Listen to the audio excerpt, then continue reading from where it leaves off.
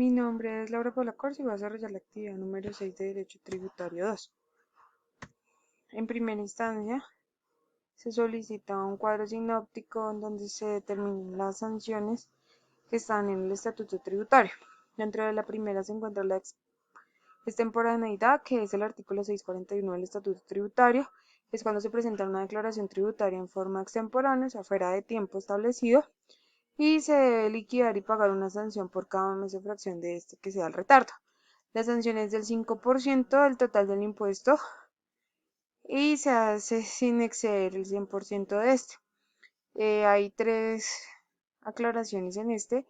Una es cuando es la declaración anual de activos en el exterior, se presenta de manera extemporánea. La sanción por esta es del 0.5 del valor de los activos poseídos en el exterior. Si se presenta después del emplazamiento es el doble, que sería el 1%, sin que ésta supere el 10%. Cuando se hace una declaración por monotributo, la sanción será del 3% del total del impuesto a cargo, sin exceder el 100% que es este impuesto. Si se pasa después del emplazamiento, se duplica el valor, es decir, sería del 6%. Cuando se trata de una declaración de gravamen a movimientos financieros, se aplica una sanción del 1% del total del impuesto sin exceder el 100%. Si se presenta después de emplazamiento, se duplica el valor y sería el 2%. En siguiente instancia tenemos la sanción por no declarar o por omisión, en donde se aplica a contribuyentes, agentes retenedores o responsables obligados a declarar que omitan la presentación de declaraciones tributarias.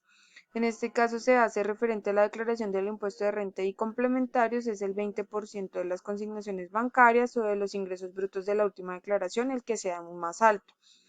Si es respecto a la declaración del impuesto sobre las ventas, la sanción es del 10% de las consignaciones bancarias o de los ingresos brutos en la última declaración, el valor que sea más alto. Si es referente a la declaración de retenciones, la sanción es del 10% de las transacciones registradas en el sistema financiero o al 100% de las retenciones que estén declaradas en la última declaración presentada. Si es del impuesto de timbre, la sanción corresponde al pago de 5 veces el valor del impuesto que se deba pagar. Si es respecto a la declaración del impuesto nacional a la gasolina y a la CPM, la sanción es del 20% sobre el impuesto que debe pagarse. En cuanto a la declaración del gravamen de los intereses financieros, la sanción es del 5% del impuesto. En las declaraciones de ingresos y patrimonio, la sanción es del 3% del patrimonio líquido. En la declaración anual de activos en el exterior, la sanción es del 5% del patrimonio bruto declarado en la última declaración. En la declaración de impuesto a la riqueza y complementario, la sanción corresponde al 160% del impuesto y en este se toma como base el patrimonio líquido de la última declaración presentada. Referente a la declaración del monotributo, la sanción es del 1.5 veces el valor del impuesto que debe pagarse. Continuando con las sanciones, vemos la sanción de corrección de la declaración en el artículo 644 del Estatuto Tributario. Este se aplica a contribuyentes, agentes retenedores o responsables que corrijan sus declaraciones tributarias y deben liquidar y pagar una sanción. En este caso se hace un énfasis en el 10% del mayor valor a pagar o menor saldo al favor que se genere cuando se presente la corrección y la declaración inmediatamente anterior. Y si la corrección se presenta después del emplazamiento, se habla de una sanción del 20%. La sanción por corrección aritmética es cuando la Administración de Impuestos realiza la liquidación de corrección y sobre la declaración tributaria. Si se presenta un excedente o un saldo a favor, la sanción es del 30% del mayor valor a pagar o menor saldo al favor.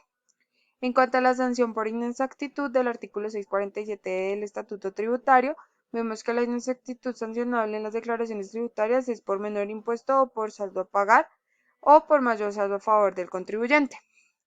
Aquí se enumeran los casos en que se hace efectiva esta sanción o por la cual se genera, que es la omisión de ingresos o impuestos generados por las operaciones grabadas, no incluir la declaración de retención en su totalidad o cambiar valores, imparcialidad o inexactitud, inclusión de costos o deducciones que no existen, utilización de las declaraciones anteriores como documentos para poder obtener un menor impuesto o saldo a pagar o un mayor saldo a favor del contribuyente, compras o gastos efectuados de la dirección en entidades o organizaciones que sean consideradas como proveedores ilícitos o ficticios insolventes, Y la declaración de ingresos y patrimonio constituye la inexactitud por esas causantes, así no genere impuesto a pagar. Bien, en cuanto al segundo punto, entonces tenemos el enunciado de una declaración que se presenta de manera extemporánea. Se pide calcular la sanción, se pide evidenciar la declaración y hacer una corrección y la sanción en un emplazamiento. Entonces, en primera instancia se toma el impuesto a cargo por el valor y se le aplica el 5% por el mes o fracción de retardo. El resultado de esta no puede exceder del 100% de la obligación y según el artículo 635, la tasa de interés para liquidar estos intereses de mora se calcula con la tasa de usura restando 2 puntos. Para este año es del 24,49%.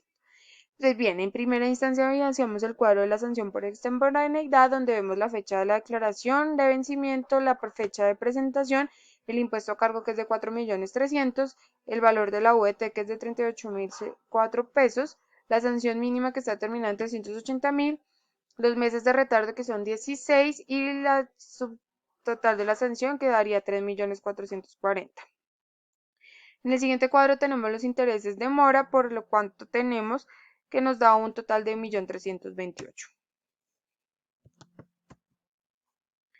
Bien, en esta instancia vemos lo que es la liquidación de la sanción por corrección, en donde tenemos un valor de 405.000 pesos.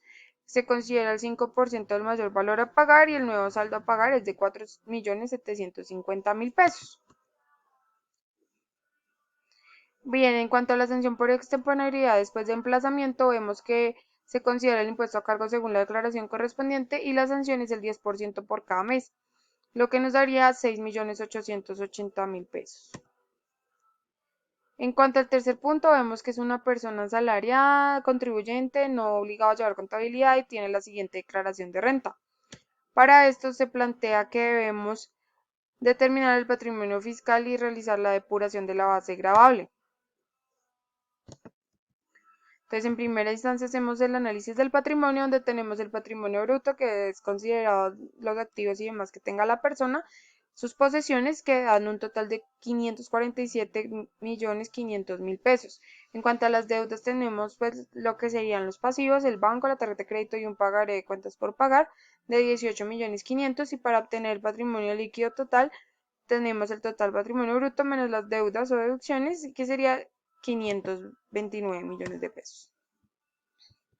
Continuando con la depuración, entonces vemos que se le puede aplicar lo que es las rentas de trabajo, donde tendríamos un total de renta líquida de 33.787.000 pesos y una renta de capital en donde tendríamos una renta o una pérdida líquida del ejercicio de 2.292.857 pesos.